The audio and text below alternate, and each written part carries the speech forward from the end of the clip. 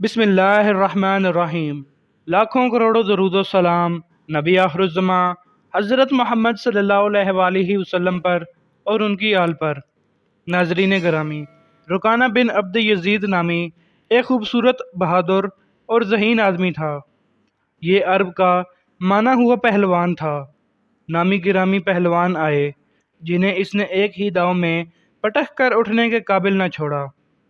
وہ وحشی انسان تھا، صرف لڑنا مارنا جانتا تھا۔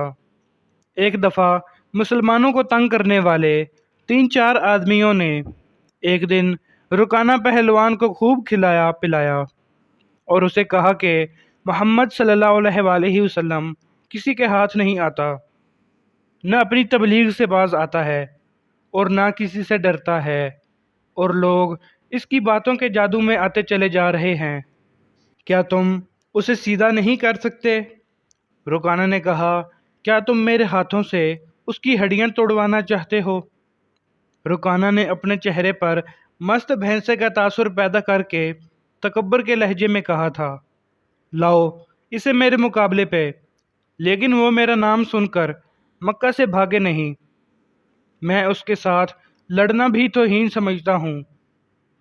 اس نے اکسانے والے آدمیوں کی بات نہ مانی۔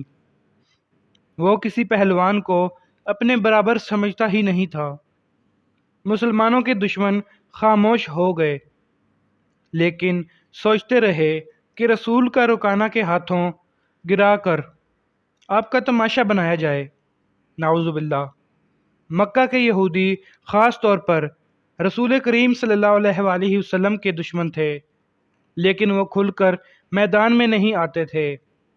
وہ خوش تھے کہ اہل قریش آپس میں بڑھ کر ایک دوسرے کے دشمن ہو گئے ہیں۔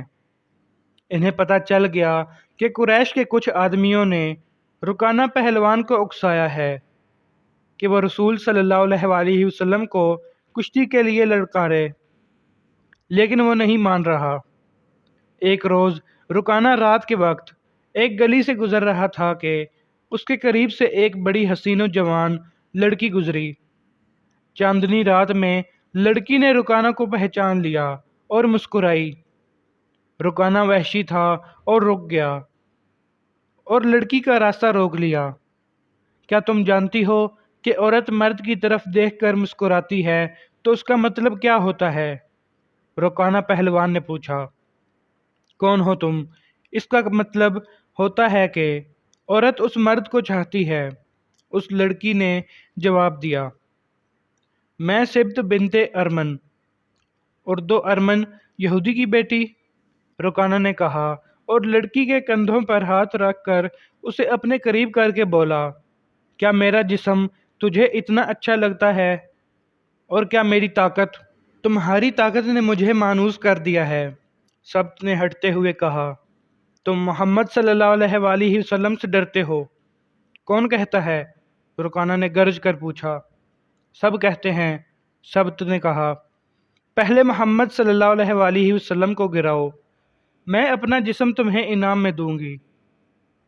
اللہ کے بیٹوں اور بیٹیوں کی قسم، تیری بات پوری کر کے تیرے سامنے آؤں گا۔ رکانہ نے کہا، نعوذ باللہ، لیکن تو نے غلط سنا ہے کہ میں محمد صلی اللہ علیہ وآلہ وسلم سے ڈرتا ہوں۔ بات یہ ہے کہ میں اپنے سے کمزور سے لڑنا پسند نہیں کرتا اور اسے اپنی توہین سمجھتا ہوں، لیکن تیری بات پوری کروں گا۔ مشہور مورخ ابن ہشام نے لکھا ہے کہ رسول کریم صلی اللہ علیہ وآلہ وسلم نے خود رکانہ پہلوان کو کشتی کے لیے للکارا تھا، لیکن دوسرے مورخ ابن الاسیر نے جو شہادت پیش کی ہے وہ صحیح ہے کہ رکانہ نے محمد صلی اللہ علیہ وآلہ وسلم کو کشتی کے لیے للکارا اور اس نے کہا، میرے بیٹے، تم بڑے دل اور بڑی جرأت والے آدمی ہو۔ میں یہ بھی جانتا ہوں کہ تم جھوٹ بولنے سے نفرت کرتے ہو، لیکن مرد کی جرأت اور صداقت کا پتہ اکھاڑے میں چلتا ہے۔ آؤ میرے مقابلے میں اکھاڑے میں اترو۔ اگر مجھے گرا لو تو میں تمہیں اللہ کا بھیجا ہوا نبی مان لوں گا۔ اللہ کی قسم تمہارا مذہب قبول کر لوں گا، لیکن یہ ایک بھتیجے اور چچا کی کشتی نہیں ہوگی۔ رسول اللہ صلی اللہ علیہ وآلہ وسلم نے رکانہ کی للکار کے جواب میں کہا، ایک بت پرست اور سچے دین کے پیغمبر کی لڑائی ہوگی۔ تو ہار گیا تو اپنا وعدہ نہ بھول جانا۔ مکہ میں یہ خبر صحرا کی آندھی کی طرح پھیل گئی کہ رکانہ پہلوان اور محمد صلی اللہ علیہ وآلہ وسلم کی کشتی ہوگی، اور جو ہار جائے گا وہ جیتنے والے کا مذہب قبول کرے گا۔ قریش کا بچہ بچہ، مرد و زن اور یہودی ہجوم اکٹھے ہو کر آ گئے۔ مسلمانوں کی تعداد بہت تھوڑی تھی۔